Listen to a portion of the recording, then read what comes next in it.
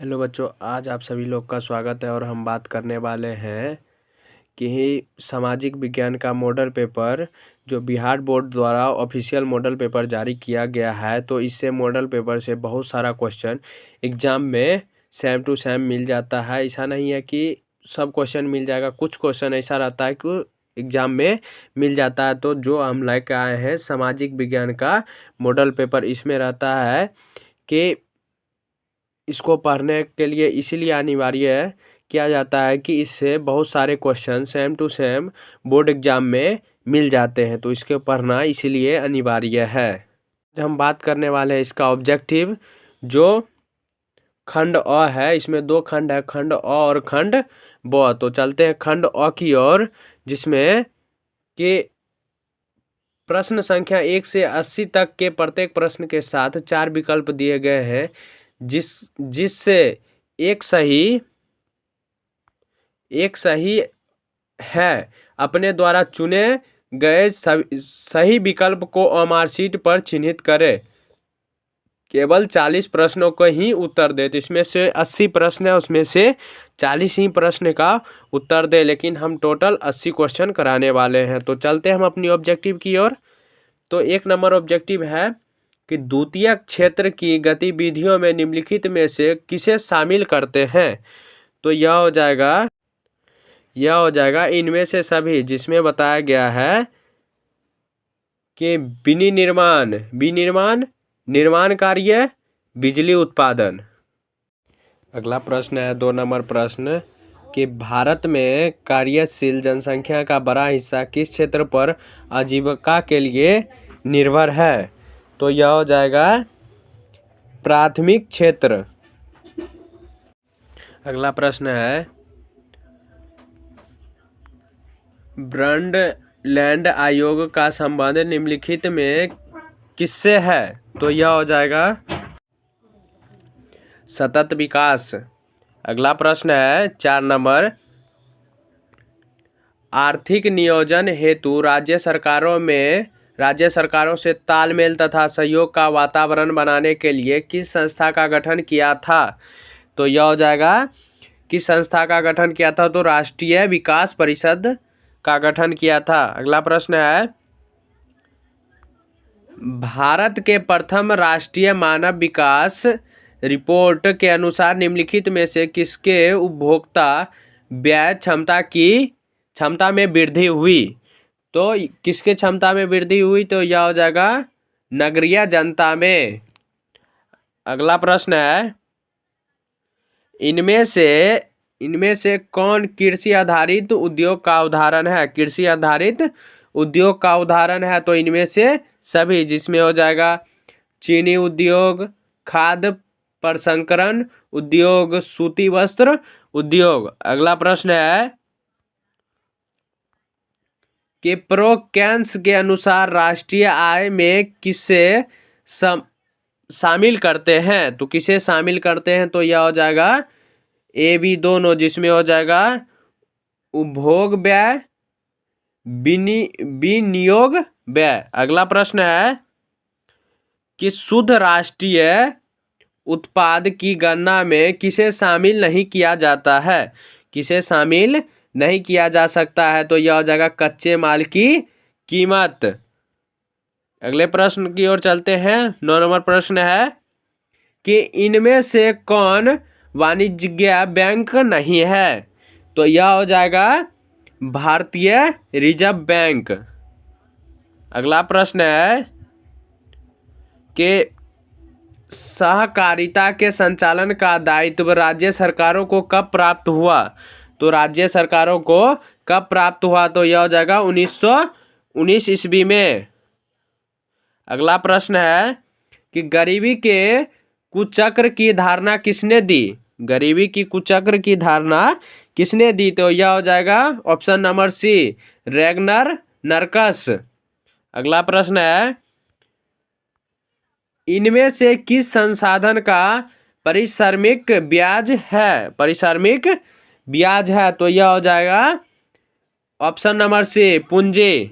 अगला प्रश्न है केंद्रीय सहकारी बैंक किस स्तर पर कार्य करता है। तो किस स्तर पर कार्य करता है? तो यह हो जाएगा ऑप्शन नंबर बी, जिला स्तर पर। अगला प्रश्न है, भारत विश्व व्यापार संगठन का सदस्य कब बना? तो यह हो जाएगा कब बना था? तो यह हो जाएगा ऑप्शन नंबर सी, 1995। अगला प्रश्न है, राष्ट्रीय फोरम के आदेश से असंतुष्ट उपभोक्ता कितने दिनों के अंदर उच्चतम न्यायालय में अपील कर सकता है? तो कितने दिनों के अंदर उच्चतम न्यायालय में अपना क्या कर सकता है? अपील कर सकता है। तो यह हो जाएगा 30 दिनों के अंदर, ऑप्शन नंबर बी। अगला प्रश्न है, मेजनी का संबंध किस दल से था? मेजनी का संबंध किस दल से था? तो यह हो जाएगा कार्बोनरी, ऑप्शन नंबर ए। अगला प्रश्न है, कार्ड्सवाद आदेश किसने जारी किया? कार्ड्सवाद आदेश किसने जारी किया? तो यह हो जाएगा ऑप्शन नंबर डी, मेटरनिख। अगला प्रश्न है, साम्यवादी शासन पहली बार कहाँ अपनाया गया? तो साम्यवादी शासन पहली बार कहाँ अपनाया गया? तो यह हो जाएगा रूस में, ऑप्शन नंबर ए। अगला प्रश्न है, रूस की मार्च क्रांति के बाद वहां किसके नेतृत्व में सरकार बनी? तो यह हो जाएगा ऑप्शन नंबर बी, केरेंसकी। अगला प्रश्न है, चेका कैसा संगठन था? चेका कैसा संगठन था? तो यह हो जाएगा गुप्त पुलिस संगठन, ऑप्शन नंबर ए। अगला प्रश्न है, प्रथम यूटोपियन समाजवादी कौन था? प्रथम यूटोपियन समाजवादी कौन था? तो यह हो जाएगा option number A, saint Simon. अगला प्रश्न है, वायोदाई की सरकार को निम्न में से किसका समर्थन प्राप्त था? निम्न में से किसका समर्थन प्राप्त था? तो यह हो जाएगा फ्रांस का, ऑप्शन नंबर बी। अगला प्रश्न है, जेनेवा समझौता के क्रियान्वयन की देखभाल के लिए बने अंतर्राष्ट्रीय आयोग का सदस्य राष्ट्रीय निम्नलिखित में से कौन नहीं था? तो कौन नहीं था? तो यह हो जाएगा चीन, ऑप्शन नंबर बी। अगला प्रश्न है, स्वराज का लक्ष्य किस कांग्रेस अधिवेशन में प्रस्तावित किया गया? तो किस कांग्रेस में प्रस्तावित किया गया? तो यह हो जाएगा लाहौर अधिवेशन, ऑप्शन नंबर डी। अगला प्रश्न है, तीन कटिया व्यवस्था समाप्त करने के लिए सिफारिश किसने की?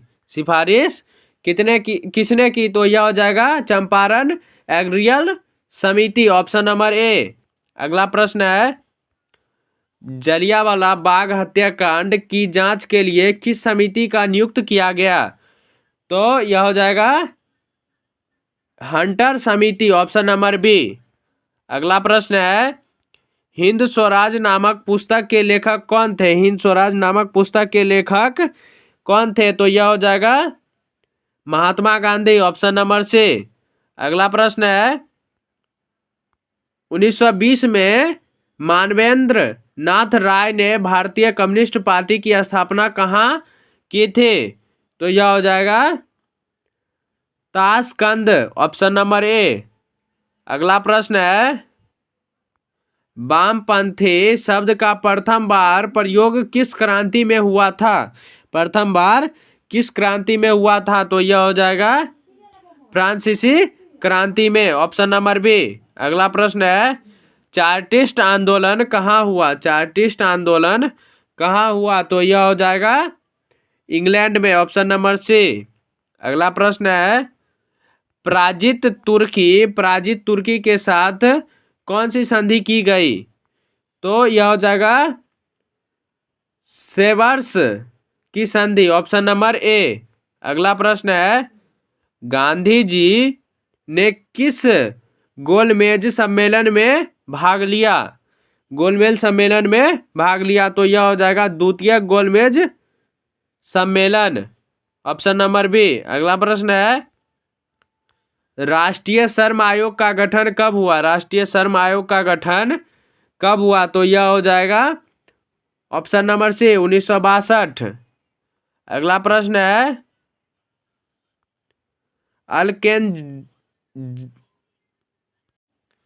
अल्केनजेडिया नामक व्यापारिक केंद्र की स्थापना किसने की? तो यह हो जाएगा सिकंदर, ऑप्शन नंबर ए। अगला प्रश्न है, अंतरराष्ट्रीय पुनर्निर्माण एवं विकास बैंक को किस अन्य नाम से भी जाना जाता है? तो यह हो जाएगा विश्व बैंक। अगला प्रश्न है, मार्टिन लूथर का जन्म कहाँ हुआ? मार्टिन लूथर का जन्म कहाँ हुआ? तो यह हो जाएगा ऑप्शन नंबर ए, जर्मनी। अगला प्रश्न है, मुद्रणालय स्थापित करने से पूर्व लाइसेंस लेना किसने अनिवार्य किया? तो यह हो जाएगा गवर्नर जनरल एन जॉन एडम्स। अगला प्रश्न है, मोतीलाल नेहरू ने किस समाचार पत्र का संपादन किया? तो यह हो जाएगा ऑप्शन नंबर ए, इंडिपेंडेंस। अगला प्रश्न है, मैसूर के का शासक टीपू सुल्तान किस क्रांति से प्रभावित था? तो यह हो जाएगा फ्रांसीसी क्रांति, ऑप्शन नंबर बी। अगला प्रश्न है, प्रोटेस्टेंट धर्म सुधार की शुरुआत का श्रेय किसे दिया जाता है? तो यह हो जाएगा Martin Luther, option number B. अगला प्रश्न है, अन्नामलाई बाघ अभ्यारण्य कहाँ स्थित है? अन्नामालिन बाघ अभ्यारण्य कहाँ स्थित है? तो यह हो जाएगा तमिलनाडु, ऑप्शन नंबर ए। अगला प्रश्न है, निम्नलिखित में से किसमें जीवाश्म होते हैं? तो यह हो जाएगा कोयला में, ऑप्शन नंबर सी। अगला प्रश्न है, तांबा खनन से कौन सा स्थान संबंधित है? कौन सा स्थान संबंधित है? तो यह हो जाएगा खेतरी। अगला प्रश्न है, गोंडवाना कोयला क्षेत्र किस नदी घाटी में पाया जाता है? किस नदी घाटी में पाया जाता है? तो यह हो जाएगा दामोदर घाटी, ऑप्शन नंबर ए।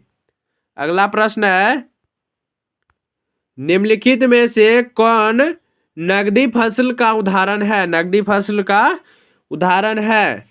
तो यह हो जाएगा ऑप्शन नंबर डी, इनमें से सभी, जिसमें हो जाएगा गन्ना, मूंगफली, रबर, तीनों हो जाएगा। अगला प्रश्न है, भारत में पहली चीनी मिल किसके द्वारा शुरू की गई? भारत में पहली चीनी मिल किसके द्वारा पहले शुरू की गई? तो यह हो जाएगा ब्रिटिश, ऑप्शन नंबर सी। अगला प्रश्न है, इनमें से कौन आकस्मिक प्रवर्धन का घटक है? आकस्मिक प्रवर्धन का घटक है? तो यह हो जाएगा इनमें से सभी, जिसमें हो जाएगा स्थानीय प्रशासन, स्थानीय लोग, स्वयंसेवी संगठन। अगला प्रश्न है, सरदार सरोवर कृत्रिम जलाशय किस नदी पर निर्मित है? किस नदी पर निर्मित है? तो यह हो जाएगा नर्मदा नदी पर। अगला ऑप्शन नंबर बी। अगला प्रश्न है, निम्नलिखित में से कौन मानव जनित आपदा है? मानव जनित आपदा है? तो यह हो जाएगा सांप्रदायिक दंगे, ऑप्शन नंबर ए। अगला प्रश्न है, भूकंप संभावित क्षेत्रों में भवनों की आकृति कैसी होनी चाहिए? भवनों की आकृति कैसी होनी चाहिए? तो यह हो जाएगा आयताकार, ऑप्शन नंबर बी। अगला प्रश्न है, कांडला विशेष आर्थिक क्षेत्र कहाँ स्थित है? तो यह हो जाएगा गुजरात, ऑप्शन नंबर ए। अगला प्रश्न है,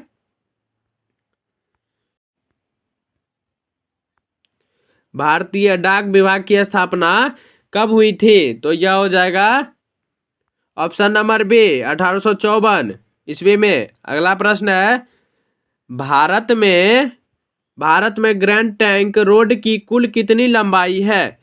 कुल कितनी लंबाई है? तो यह हो जाएगा ऑप्शन नंबर डी 2500 किलोमीटर। अगला प्रश्न है, भारत में बिजली उत्पादन में निम्नलिखित में से किसके हिस्सेदारी सर्वाधिक है? किसके हिस्सेदारी सर्वाधिक है? तो यह हो जाएगा ऑप्शन नंबर डी तापीय विद्युत। अगला प्रश्न है, पुराने जलोढ़ को किस नाम से जाना जाता है? पुराने जलोढ़ को किस नाम से जाना जाता है? तो यह हो जाएगा बांगर, ऑप्शन नंबर बी। अगला प्रश्न है, भारत में तांबा गलाने का पहला कारखाना कहाँ स्थापित हुआ था? तांबा गलाने का पहला कारखाना कहाँ स्थापित किया गया? तो यह हो जाएगा ऑप्शन नंबर बी घाटशिला। अगला प्रश्न है, काजू की खेती के लिए कौन सी मृदा उपयुक्त है? कौन सी मृदा उपयुक्त है? तो यह हो जाएगा लेटेराइट, ऑप्शन नंबर बी। अगला प्रश्न है, प्रसिद्ध सिंदरी उर्वरक संयंत्र कहाँ स्थित है? तो यह हो जाएगा ऑप्शन नंबर सी झारखंड में। अगला प्रश्न है, भद्रावती इस्पात कारखाने में लौह अयस्क कहाँ से प्राप्त होता है? तो यह हो जाएगा बाबा बुदन की पहाड़ियां से। तो ऑप्शन नंबर सी। अगला प्रश्न है, इनमें से कौन भूक्षरण का कार्य है? भूक्षरण का कार्य है? तो यह हो जाएगा इनमें से सभी, ऑप्शन नंबर डी, जिसमें हो जाएगा वनों की कटाई, खनन गतिविधियां, तीव्र वर्षा। अगला प्रश्न है, मोनाजाइट किस राज्य में प्रचुरता से पाया जाता है? तो यह हो जाएगा ऑप्शन नंबर बी, जिसमें हो जाएगा केरल। अगला प्रश्न है, भारत में सर्वाधिक विस्तृत भू आकृति कौन है? तो यह हो जाएगा मैदान, ऑप्शन नंबर सी। अगला प्रश्न है, बिहार में अति जल दोहन से किस तत्व का संकेंद्र बढ़ा है? तो यह हो जाएगा ऑप्शन नंबर बी आर्सेनिक। अगला प्रश्न है, कांवर झील कहाँ स्थित है? कांवर झील कहाँ स्थित है? तो यह हो जाएगा ऑप्शन नंबर ए बेगूसराय में। अगला प्रश्न है, भारत में मैंग्रोव्स मुख्यतः कहाँ पाया जाता है? मुख्यतः कहाँ पाया जाता है? तो यह हो जाएगा ऑप्शन नंबर बी, जिसमें हो जाएगा सुंदरबन। अगला प्रश्न है, किस खनिज को उद्योगों की जननी माना गया है? उद्योगों की जननी माना गया है? तो यह हो जाएगा ऑप्शन नंबर डी लौह अयस्क। अगला प्रश्न है, पूर्वोत्तर रेलवे का मुख्यालय कहाँ स्थित है? पूर्वोत्तर रेलवे का मुख्यालय कहाँ स्थित है? तो यह हो जाएगा गोरखपुर, ऑप्शन नंबर डी। अगला प्रश्न है, बिहार के किस जिले में नहरों द्वारा सर्वाधिक सिंचाई होती है? नहरों के द्वारा सर्वाधिक सिंचाई होती है? तो यह हो जाएगा ऑप्शन नंबर ए रोहतास। अगला प्रश्न है, पंचायत समिति का कार्यकाल क्या होता है? पंचायत समिति का कार्यकाल क्या होता है? तो यह हो जाएगा 5 वर्ष का, ऑप्शन नंबर सी। अगला प्रश्न है, नगर निकायों का संबंध किस संवैधानिक संशोधन से है? तो यह हो जाएगा ऑप्शन नंबर डी 74 बे। अगला प्रश्न है, समवर्ती सूची पर किसे कानून बनाने का अधिकार होता है? किसे कानून बनाने का अधिकार होता है? तो यह हो जाएगा ए बी दोनों, ऑप्शन नंबर सी, जिसमें हो जाएगा राज्य सरकार, केंद्र सरकार। अगला प्रश्न है, ग्राम पंचायत में निम्नलिखित में से किसके लिए स्थान आरक्षित है? किसके लिए स्थान आरक्षित है? तो यह हो जाएगा इनमें से सभी। ऑप्शन नंबर डी, जिसमें हो जाएगा अनुसूचित जाति एवं जनजाति, पिछड़ा वर्ग, महिला। अगला प्रश्न है, निम्नलिखित में से कौन एक केंद्र शासित प्रदेश है? केंद्र शासित प्रदेश है तो यह हो जाएगा Jammu Kashmir, option number B. अगला प्रश्न है, पंचायत समिति का प्रधान कौन होता है? पंचायत समिति का प्रधान कौन होता है? तो यह हो जाएगा प्रमुख, ऑप्शन नंबर बी। अगला प्रश्न है, नेपाल में लोकतंत्र की वापसी कब हुई? नेपाल में लोकतंत्र की वापसी कब हुई? तो यह हो जाएगा ऑप्शन नंबर सी, 2006 ईस्वी में। अगला प्रश्न है, कितनी जनसंख्या पर जिला परिषद का गठन होता है? तो यह हो जाएगा ऑप्शन नंबर डी, जिसमें हो जाएगा 50,000। अगला प्रश्न है, नगर निगम का कार्यपालक पदाधिकारी कौन होता है? तो यह हो जाएगा ऑप्शन नंबर सी, नगर आयुक्त। अगला प्रश्न है, लोकतंत्र का प्राण किसे कहा जाता है? लोकतंत्र का प्राण किसे कहा जाता है? तो यह हो जाएगा ऑप्शन नंबर बी, जिसमें हो जाएगा राजनीतिक दल। अगला प्रश्न है, बंबई राज्य का विभाजन कर किस राज्य का गठन किया गया था? किस राज्य का गठन किया गया था? तो यह हो जाएगा option number C, A B दोनों, जिसमें हो जाएगा महाराष्ट्र, गुजरात। अगला प्रश्न है कि यूरोपीय संघ का मुख्यालय कहाँ है? यूरोपीय संघ का मुख्यालय कहाँ है? तो यह हो जाएगा ब्रसेल्स।